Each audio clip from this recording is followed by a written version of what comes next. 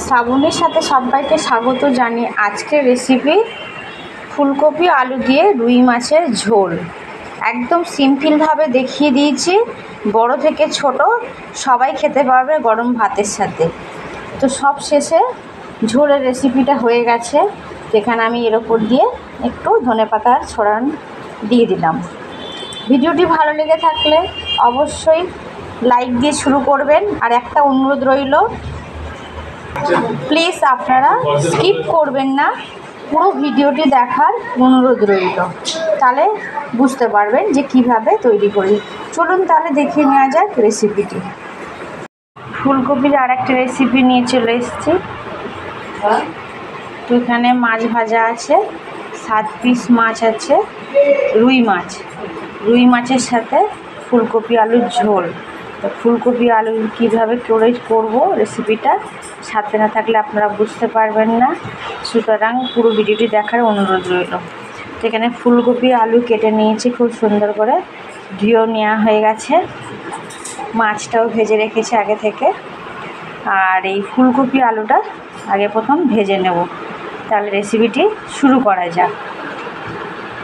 মাছ ভেজেছিলাম, যে তেলটা বাকি অংশ আছে ওটা দিয়ে আমি আলুগুলো ভেজে নেব।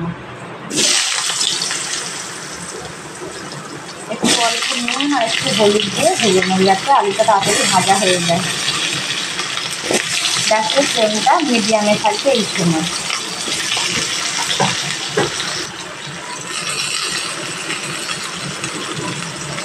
হলুদ দিলাম, এরপর দিলাম লবণ, দিয়ে আলুগুলো ভেজে নেব।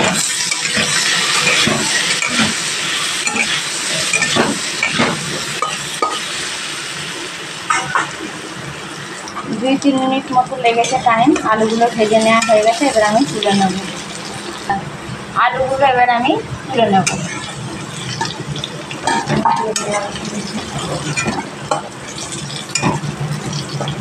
এরপরে এই তেলটাতেই ফুলকপিগুলো ভেজে নেব। আপনারা চাইলে ভাবিয়ে নিতে পারেন, তো আমি এখানে ভাবিয়ে নেব না, একটু ভেজে নেব, তাহলে তরকারির টেস্টটা বেড়ে যাবে। ফুলকপিটা ভাজা হয়ে গেছে, এবার আমি তুলে নেব। মূল রেসিপির জন্য এখানে আমি 1 চামচ পাঁচফোড়ন দিয়ে দিলাম। দিয়ে দেওয়ার পর কাঁচা পাকা লঙ্কা দিলাম, 2 চামচ পেঁয়াজ দিলাম, দিয়ে একটু ভেজে নিয়ে তারপর বাকি ঘরের মশলাগুলো দেবো। 1 চামচ লবণ, পেঁয়াজটা ভাজার পর 1 চামচ জিরের গুঁড়ো, 1 চামচ ধনে, কাশ্মীরি লঙ্কার গুঁড়ো 1 চামচ, হলুদ 1 চামচ, গোলমরিচের গুঁড়ো 1/2 চামচ। প্রত্যেকটা মশলা ভালোভাবে কষিয়ে নিতে হবে। এখানে একটু জলের প্রয়োজন আছে, নাহলে মশলাটা তলায় পুরো লেগে যাবে।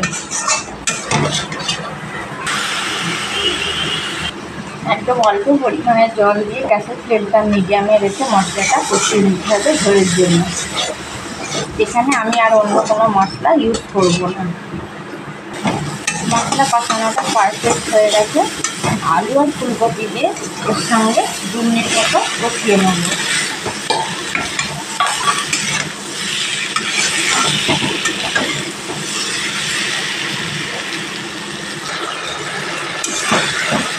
অল্প পরিমাণ একটু জল সামান্য দিয়ে ভালোভাবে আলু ফুলকপি মশলার সাথে কষানো হয়ে গেছে। তো এবার পরিমাণ মতো ঝোলের জন্য জল দিয়ে দেবো।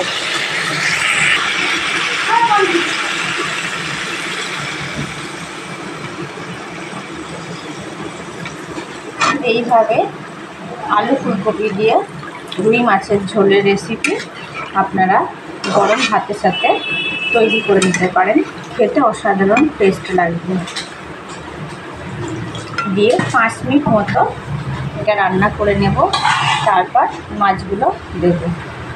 তো প্রথমে 5 মিনিটের জন্য আমি ঢেকে দেবো। ওটা 5 মিনিট ফোটার পর এবার এখানে আমি মাছগুলো দিয়ে দিলাম, দিয়ে আরও 3 মিনিট মতো আমি রান্না করে নিলে মাছের ঝোলের রেসিপিটি কমপ্লিট হবে।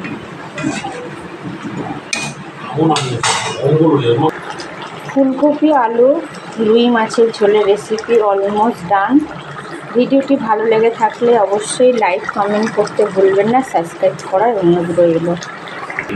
পাশে থাকা নোটিফিকেশান বেল আইকনটি অবশ্যই প্রেস করে রাখবেন, যাতে নিত্য নতুন ভিডিও ছাড়ার সাথে আপনাদের কাছে পৌঁছায়। তো আপনারা কমেন্টে অবশ্যই জানাবেন রেসিপিটি কেমন হলো।